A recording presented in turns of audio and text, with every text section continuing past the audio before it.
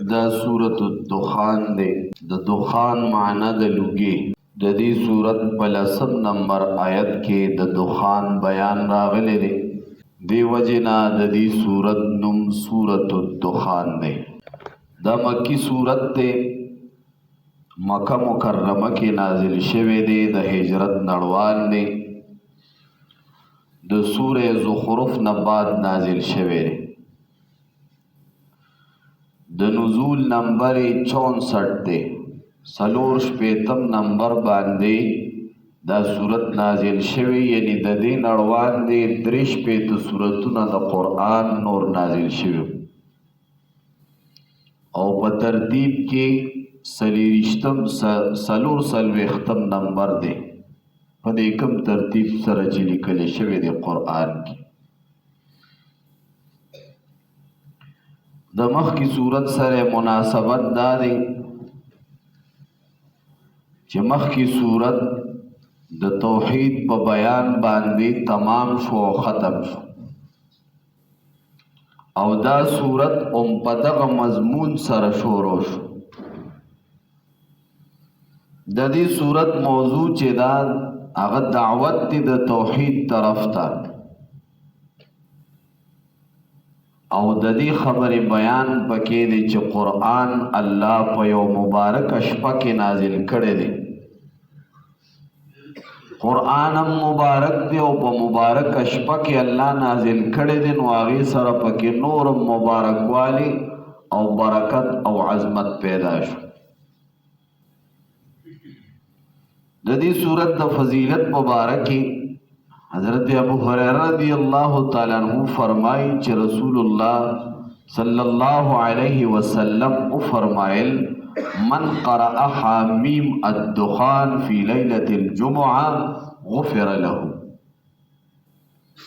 اغا بندا چې د شپې د جمعې په شپه باندې د سورې دخان تلاوت وکړو درې رکوع دی غفر له الله بدتا بخنه نصیب کی مغفرت به وکي گناهونه به الله معاف کی او بل حدیث مبارک دی د حضرت امامه رضی الله عنه هغه کې دي چې چا د جمعې په شپه باندې یا د جمعې په ورځ باندې دا سورت وي د سورې دخان تلاوت وکړو اللہ بدد دا پارا پا جنت کے کور تیار کی مڑے لوے فضیلت دے دری رکو دے او دا دی سورت مبارک صاحب دا تعطیر الانام فرمائی کہ چاپا خو کی سور دخان اولی دا وی آئی وورے دا ٹولی وورے دا ٹولی وی آئی بازی آئی تنوی نو فرمائی فَإِنَّهُ يَنْجُو مِنْ عَدُوِّهِ وَيَنَالُ رِفْعَةً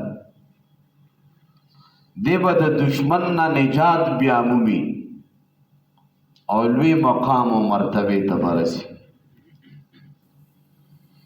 دا دی صورت آغاز هم پا حروف مقطعات سر شوی دا مقطعات معنی دا چی زان لوی لکی ہا ځان لوی لیکيږي میم ځان لوی لیکي او دا یو راز دی د دې معنا الله او رسول ته معلومه ده دا غي په منځ کې راز دی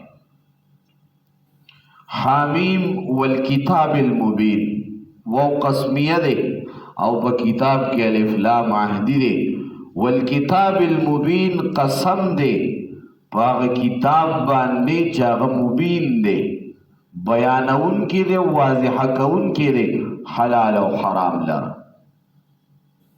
پاغبان قسم دے انا انزلناہو چی بے شک مم نازل کردے دے کتاب لرا فی لیلت مبارکت پشپا مبارکہ کی انا بے شک کننا یمنگا منذرین یرون کی پدے قرآن سرا خبردار کون کے پدے قرآن سر فرمائی چې موږ دا قرآن دا کتاب نازل کړی دی په لیلتن مبارکتن کې پشپ مبارکه کې نو د شپې مبارکې نه څه مراد دی؟ نو اکثر مفسرین حضرات فرمای چې د لیلة مبارکة نه مراد د لیلة القدر شپه ده، چې دا د رمضان المبارک د اخیره عشرې په طاق شپو کې راځي. او د هغې تایید د قرآن د نورو سورتونو نم کېږي چې قرآن فرمایي انا انزلناه فی لیلة القدر، موږ دا قرآن په لیلة القدر کې نازل کړی دی. او بل ځای الله وایي شهر رمضان الذي انزل فیه القرآن، میاشت د رمضان هغه میاشت چې په دې کې قرآن نازل کړی شوی دی. نو دغې نم د دې خبرې تایید کیږي چې د دې شپې نه مراد د لیلة القدر شپه مراد ده. او د حضرت قتاده رضی الله تعالی عنہ د هغه نه یو روایت دی، په هغې کې دي چې الله ټول کتابونه په رمضان کې نازل کړي دي. ابراهیم علیه السلام باندې الله صحیفې د رمضان په ړومبي تاریخ نازل کړي دي، او زبور په 12 رمضان باندې نازل شوی دی، تورات په 6 رمضان باندې، او قرآن د 23 رمضان نه تیرېدو نه بعد یعنی په 15 شپه د رمضان باندې نازل شوی دی. نو دی د لیلة مبارکة نه مراد د لیلة القدر شپه ده.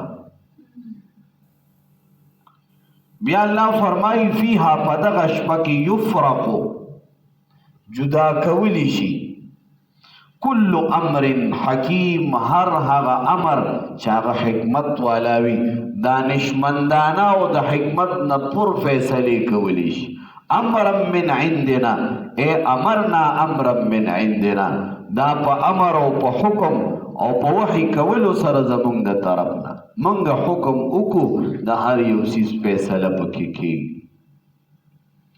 خو دویم قول پکې دا دی چې د لیلة مبارکة نه مراد د شب براءت شپه ده، د شعبان 15 شپه، دغه شپه ته نه مراد ده. ځکه بعضو روایاتو کې راغلي دي چې په دغه شپه باندې الله فیصلې کوي. نو بیا که دغه شپه ته نه مراد شي د شب براءت 15 شعبان شپه، نو بیا هلته د قرآن د نورو آیاتونو سره تعارض راځي چې قرآن کې وایي انا انزلناه فی لیلة القدر، موږ دا قرآن په لیلة القدر کې نازل کړی، او لیلة القدر په رمضان کې. بل ځای وایي شهر رمضان الذي انزل فیه القرآن، رمضان هغه میاشت چې دی کې قرآن نازل شوی دی. نو تطبیق د دې داسې کوي چې الله فرمایي مونږ په دې کې ټولې فیصلې د حکمت کوو، او زمونږ په حکم باندې کېږي. څوک به پیدا کېږي، څوک به مړ کېږي، په کوم ورځ په کوم ځای به پلاني مري، دا ټول لیسټونه جاري شي. فیصلې الله اول نه کړي دي، د هر بنده مرګ یې لیکلی دی چې کله دا ماشوم د مور په ګېډه کې د 4 میاشتو شي، نو دله الله ساه ورکړي، فرشته راشي د ده مقدر ولیکلی شي چې دا به سعید وي که دا به شقي وي، دا بدبخته دی که نیکبخته دی، د ده عمر به څومره وي، د ده رزق به څومره وي، د ده اولاد به څومره وي، دا ټولې فیصلې وشي. او د هغې نړوان نیم الله دا فیصلې کړي دي چې انسان سره درک نه لګېده، خو په دغه ورځ باندې فرشتو ته حواله شي، په دغه شپه باندې. نو تطبیق یې داسې کوي، بعضو مفسرینو یو قول نقل کړی دی چې دا فیصلې خو ټولې د شب براءت په شپه باندې وشي، خو بیا د لیلة القدر په شپه باندې هغه چې کومې منتخب فرشتې دي هغې ته حواله شي. فیها په دغه شپه کې په دې لیلة القدر کې یفرق کل امر، یفرق جدا کولی شي، فیصله کولی شي، کل امر حکیم، د هر هغه کار چې حکمت والا وي، دانشمندانه فیصلې کولی شي. امر من عندنا په حکم کولو سره زمونږ د طرف نه، په وحی کولو سره زمونږ د طرف نه. انا کنا بېشکه یو مونږ مرسلین را لیږونکي، مونږ کتابونو لم را لیږونکي یو او مونږ پیغمبرانو لره هم را لیږونکي یو. خو ګورې دا په مونږ د چا زور زبردستي نشته او نه مونږ د چا نه مجبوره یو. الله چې د مخلوق د هدایت دپاره کتاب را لیږي، پیغمبر را لیږي، نو دا خالص د الله مهرباني ده. رحمتا من ربک، دا رحمت دی زمون، رحمتا من ربک، دا رحمت دی ستا د رب د طرف نه، نعمت دی ستا د رب د طرف نه.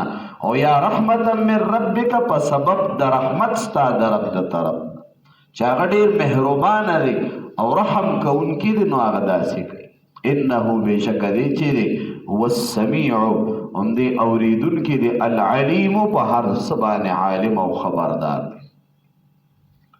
رب السماوات دی خالق دی، ساتونکی او پرورش کوونکی دی د اسمانونو، والارض او د ځمکې، وما بینهما او د هغه څه چې د دې دواړو ترمنځ دي. ان کنتم کچریه تاسو موقنین، تاسو یقین کوونکی. لا الہ نشته د عبادت لائق څوک، نشته معبود څوک الا مگر هو امدی معبود دی، امدی د عبادت لائق دی. یحیی دی ژوندي کوي، ویمیتو دی مړه کوي، ژوندم دی ورکوي او مرګم دی ورکوي. ربکم رب ستاسو دی، ورب آبائکم الاولین، او رب او پالونکی دی ستاسو د پلارانو نیکیانو، الاولین چې مخکې تیر شوي. بل هم بلکې دا د مکې مشرکان چې دي فی شک دی په شک کې دي، پس نه په شک کې دي د قیامت د قایمېدلو نه. یلعبون او دوی لوبې کوي، ټوقې کوي، خنداګانې کوي د قیامت د قایمېدلو پسې. فرتقب پس ته انتظار کوه ای محبوب پیغمبره، یوم د هغه ورځې تأتي السماء چې راتګ به وکړي اسمان بدخان په لوګي سره، مبین واضحه. د دخان نه څه مراد؟ د هغه د لوګي دروازې انتظار کوه چې په دې باندې به یو واضحه او ښکاره لوګي راشي. دې کې درې قولې دي. اولنی قول دا دی چې د دخان نه مراد د قیامت هغه لویه نښه ده چې په قرب قیامت کې به راشي، چې کله قیامت نږدې شي الله به یو لوګي راولي، دا اسمان به د یو لوګي نه ډک شي. او رسول الله صلی الله علیه وسلم فرمایي په مؤمن به صرف زکام راولي او د کافر به ټول مسامونه دا بند کړي، پوزه، خوله، غوږونه، سترګې، د بدن ټول مسامونه به ډک شي. ادي به الله به د جنوب د طرف نه یو هوا راولي، مؤمنان به په هغې سره وفات شي او کافران به الله په دغه عذاب باندې هلاک کړي. نو د دخان نه مراد دغه قرب قیامت کې چې کم لوګي به راځي هغه ترې نه مراد دی چې د قیامت په علاماتو کې لوی علامه ده. دا قول له حضرت علی صاحب، عباس صاحب، ابن عمر، ابن عباس، ابو هریره، حسن بصری رضی الله عنهم وغیره، دا د دوی قول دی. او دویم قول د عبدالله ابن مسعود رضی الله تعالی عنہ دی چې د دخان نه مراد دلته هغه قات دی چې کم قات د الله د رسول په دعا باندې الله د مکې په مشرکانو روسته. عبدالله ابن مسعود سے فرمایي چې کله د مکې د مشرکانو مخالفت او دشمنی زیاته شوه، د الله رسول خیره وکړله، وی الله په دې باندې داسې سنین او داسې کلونه اوقات راولي لکه څنګه چې د یوسف علیه السلام د قوم په خلکو راوست. د هغه په زمانه کې الله پې قات راوست، هغه اووه کاله او دا هم اووه کاله، نیرونه، اوبه، چینې وچې شوې، څاروي مړه شول، دې حد ته ورسېدل چې مردارې خوړلی شروع کړو. او چې دا کمې څرمنې به یې وچې کړې وې د هغې نه به یې مشکونه او پیزار جوړ کړي، دا به یې خوړل، خوټکول به او پاڼې به یې خوړلې، لرګي به یې خوړل، تر دې چې ابو سفیان راغی او رسول الله ته درخواست وکړو چې په دې خپل قوم او په خپل قبیله باندې رحم وکړه، الله نه سوال وکړه. الله سوال وکړ، الله تبارک وتعالی به باران وکړو، قحط ختم. نو دغه قحط دوران کې چې دی ببر اسمان ته وکتل نو باران بنو لوګي به د وریځو په ځای به لوګي او یا د ډېرې لوګي نه به چې دوی بر وکتل نو لوګي به ښکارېدل، نور بس نه ښکارېدل. نو عبدالله ابن مسعود صاحب فرمایي د دخان او د لوګي نه مراد دغه لوګي دی چې کوم د مکې په خلکو باندې د رسول الله په دعا باندې الله کوم قحط راوستی او دوی به بر وکتل لوګي به، نو دخان نه مراد دغه لوګي دی چې ته انتظار د هغې ورځې کوه چې بدی به یو لوګي راشي، لوګي واضح قحط به پې الله راولي. نو دا دویم قول دی. دا قول د ابن مسعود رضی الله عنه د بعضې نورو صحابو. او دریم قول دا دی چې کله مکه فتح شوه نو د فتح د مکې په ورځ باندې یو لوګي او غبار هغه اوچت شو او هغه لوګي ته نه مراد دی، خو دا قول ضعیف دی او کمزوری دی. او د عبدالله ابن مسعود صاحب دغه قول چې دی نو دې باره کې بیا بعضې مفسرین فرمایي چې دخانه دوه لوګي دي. یو دغه لوګي و چې دغه د قحط په زمانه کې راغی، او دویم لوګي هغه دی چې قرب قیامت کې به راځي. نو یې لوګي دوه دي. الله فرمایي فرتقب، پس ته انتظار کوا، یوم د هغې ورځې تأتي السماء چې رابشي اسمان براتګو کې بدخان مبین، په یو لوګي واضح سره. دا کورونا چې راغلی وه نو یو عالم چېرته بیان کړی د دې آیت حواله ورکړی و. ما ته یو ملګري رالیږلی و چې دا رښتیا وایي، د یونیورسټۍ نه رالیږلی و. ما چې بیا وکتم قرآن کې خو یې ذکر شته، خو هغې نه مراد دا شی نه دی. هغه وایي چې دا کورونا چې ده نو دا دغه دخان دی چې کوم قرآن کې راغلی. هغه خو داسې نه وه، خو به کافران به هلاکوي او مؤمنانو دپاره به صرف زکام وي، دی خو مؤمنان هم رانیوي. نو به هر حال دخان وایي دوه لوګي دي، یو هغه چې کوم په مکې په خلکو په قحط کې راغی او یو به قرب قیامت کې راځي. نو فرتقب ته انتظار کوه، یوم د هغې ورځې تأتي السماء چې راوبړي او راتګ به وکړي اسمان بدخان په لوګي سره مبین ښکاره. یغشا الناس پټ به کړي خلکو لره دغه لوګي، هذا دا لوګي چې د عذاب دا به عذاب وي، علیم دردناک، ای وجیع دا به علیم وي، وجیع وي، یعنې د لوګي به ډک وي د مکې په خلکو چې دا قحط راشي نو د لوګي به مړه کېږي. دی وی ربنا اے رب زمونگا اکشف عنا لرک زمونگنا العذاب دا عذاب دا لگرانا لرک انا مؤمنون بے شک مونگ ایمان روڑے. انا لهم الذکر، اللہ فرمائی کم زیبوی دا دوی دا پارا، کم زیبوی دا دوی دا پارا ذکر نصیحت و توبہ. وقد جاءهم و بے شک راغلو دیتا رسول مبین واضح بیان ان کی دا اللہ احکام. ثم تولوا عنه، بیا دوی اعراض کو دا غنا مخی وارو. وقالو او دوی پا دا رسول الزام لگو معلم چې دا معلم دی، دته ښودنه کړې شوې ده، دته تعلیم ورکړې شوې دی، مجنون نو لیونی دی. انا کاشف العذاب، بېشکه لرې کوونکي یو موږ عذاب لره. د مکې د خلکو نه الله هغه لوږه ختمه کړه، الله رسول دعا وکړه قحط ختم کړه، خو بیا هم هغې خپلې مردارۍ ته راله. الله فرمایي موږ به ترې نه دا لوږه او د عذاب ختم کړو. انا کاشف العذاب، بېشکه لرې کوونکي یو موږ د عذاب لره، د لوږې لره.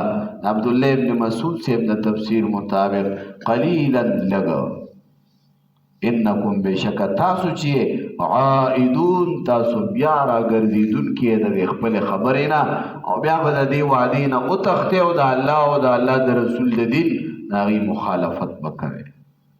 یوم په هغه ورځ باندې نبطش البطشته چې موږ به نیولو کو په نیولو سره الکبرا لوی نیولو سره. نو د عبدالله ابن مسعود صاحب د رأی مطابق بیا د یوم نبطش البطشته الکبرا نه مراد د جنگ بدر را نیول دي چې موږ به تاسو نه د عذاب د لوږې لر کو خو تاسو به بیا واوړئ او به ګرځئ نو بیا به مونږ تاسو په داسې ورځ باندې رونیسو په لویو نیولو سره او په غټو نیولو سره. نو عبدالله ابن مسعود صاحب فرمایي دې نه مراد د جنگ بدر ورځ ده چې الله دغه لوی لوی سرداران کافران رونیول او یا پکې مرداران شول. او کدا بل تفسیر شي چې د دخان نه مراد د قرب قیامت دغه لوګي مراد دی نو بیا نبتش البطشة الکبرى نه مراد د قیامت ورځ ده او د الله عذاب دی. انا بشک مونږ چې منتقمون مونږ انتقام اخستون کیو. بیا حامیم والکتاب المبین قسم دی پاغ کتاب چې واضح دی. انا انزلناه بشک مونږ نازل کړی دی دی لرا فی لیلة مبارکة پشپا مبارک کې چاغ د لیلة القدر شپه ده. انا کننا بشک یو مونږه منذرین يرون کی خبردارون کی فیها پدیش پکی یفرق کل امر جدا کولی شي فیصله کولی شي د هر یو کار حکیم د حکمت والا امر من عندنا په وحی کولو سره زمونږ د طرفنا په حکم کولو سره زمونږ د طرفنا. انا کننا بشک یو مونږ مرسلین را لیږون کی رحمتا من ربک په سبب د رحمت ستا د رب. انه بشک دی چې دی هو السمیع دی اوریدونکی دی العلیم په هر څه باندې خبردار او عالم دی. رب السماوات رب دی پرورش کوونکی دی خالق دی د اسمانونو والارض او د ځمکې وما او د هغه څه بینهما چې په منځ د دې دواړو کې دي. ان کنتم کچرې تاسو موقنین یقین کوونکي لا اله نشته د عبادت لایق څوک الا هو مگر هم دی یحیی دوی ژوندي کول کوي ژوند ورکوي ویمیتو مړه کول کوي. ربکم رب ستاسو دی و رب آبائکم او رب ستاسو د پلارانو نکیانو دی الاولین چې مخکې تیر شوي دي. بل هم الله فرمایي بلکې دا مشرکان چې دي بی شکن په شک کې دي د قیامت د قایمېدلو نه د واپس د ژوندي کېدلو نه یلعبون دوی لوبې کوي. فرتقب پس ته انتظار کوه یوما د هغې ورځې تأتی السماء چې راتګ به وکړي اسمان بدخان په لوګي سره مبین واضحه یغش الناس پټ به کړي دا لوګي خلکو لره هذا دا لوګي چې دی عذاب عذاب دی علیم دردناک عذاب وي. ربنا دوی به وي ای رب زمونږ اکشف عنا ربنا اکشف عنا یا الله لرې که زمونږ العذاب دی عذاب لره انا مؤمنون بشک مونږ ایمان راوړی دی. انا لهم الذکر الله وی کمزه بوی د دوی د پاره ذکر او نصیحت او توبه. وقد جاءهم او بشک راغلی دوی ته رسول مبین واضحا. ثم تولوا بیا دوی ووړېد عنه ددنا د ایمان نه مخواړو یا دغه رسول له خبرې نه مخواړو. وقالو او دوی وی معلم دا پیغمبر چې دی د تعلیم ورکړی شوی دی ښودنه ورته کړې شوې ده مجنون لیونی دی. انا کاشف العذاب الله فرمای بشک مونږ لرې کوونکي عذاب لره قلیلا لږ شانه. انکم بشک تاسو چې عائدون واپس ګرځېدونکي یوما په هغه ورځ باندې نبطش البطشة چې نیول به وکړو مونږه په نیولو الکبرى لویو سره مونږ به ډېر نیول ډېر سخت نیول وکړو. انا بشک مونږ چې منتقمون انتقام اخیستونکي یو. سبحان ربک رب العزة عما یصفون وسلام علی المرسلین والحمد لله رب العالمین. اللهم ربنا تقبل منا انك انت السميع العليم وتب علينا إنك أنت التواب الرحيم برحمتك يا أرحم الراحمين.